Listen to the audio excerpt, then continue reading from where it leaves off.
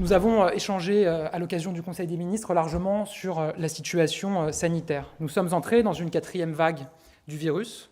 Si nous partons d'un faible nombre de contaminations, la dynamique de l'épidémie est extrêmement forte. Nous constatons une vague plus rapide, une pente plus raide que toutes les précédentes. Nous devons tout mettre en œuvre dès maintenant pour que cette vague ne soit pas aussi plus dévastatrice. Nous partons de bas, mais cette vague peut monter très vite et elle peut monter très haut. Le taux d'incidence poursuit son explosion dans notre pays.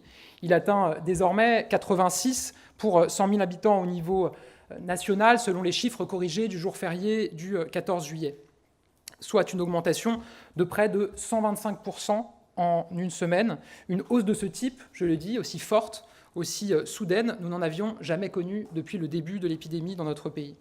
Le nombre de nouveaux cas détectés a doublé en une semaine et depuis plusieurs jours, nous avons franchi à nouveau le seuil des 10 000 cas positifs chaque jour. Le taux de reproduction du virus, c'est-à-dire le nombre de personnes pouvant être contaminées par une personne malade, monte lui aussi en flèche et atteint un niveau record face à un virus qui contamine à la vitesse de l'éclair. Tout laisse à penser que ce taux devrait continuer à augmenter. Localement, le variant Delta, qui concerne aujourd'hui 80% des contaminations dans notre pays, n'épargne aucun territoire.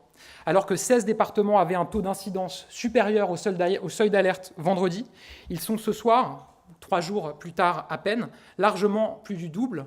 39 départements avaient ainsi dépassé le seuil d'alerte, notamment les départements du littoral. La dynamique est particulièrement marquée en Corse, avec une hausse de l'incidence de plus de 700%, en Occitanie, avec une hausse de 170%, en région sud, avec une augmentation de l'incidence de 130%.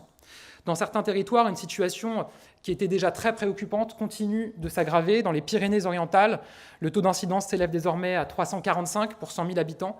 C'est 25 fois plus qu'au début du mois. La situation est par ailleurs extrêmement inquiétante en Martinique. Face à cette véritable explosion des cas, le préfet dans les Pyrénées-Orientales a pris, avec l'accord du gouvernement, les décisions qui s'imposaient pour freiner la flambée épidémique, le retour du masque en extérieur et la fermeture des bars et des restaurants à compter de 23 heures. Vous le savez, il existe toujours un décalage entre l'augmentation du nombre de cas et l'augmentation du nombre d'admissions à l'hôpital. Par ailleurs, et heureusement, la vaccination limite sensiblement le nombre de formes graves. Mais la couverture vaccinale reste insuffisante dans notre pays. À l'heure actuelle, on peut constater que les hospitalisations sont reparties à la hausse, certes en partant d'un niveau très bas, mais à la hausse quand même, plus 43% d'admissions à l'hôpital et plus 27% d'admissions en réanimation en une semaine. En Espagne ou au Portugal, les États réinstaurent des couvre-feux, referment des établissements. Partout en Europe, le pass sanitaire se déploie. Certains prenant des libertés avec les faits veulent faire du pass sanitaire une exception française. Il n'en est rien.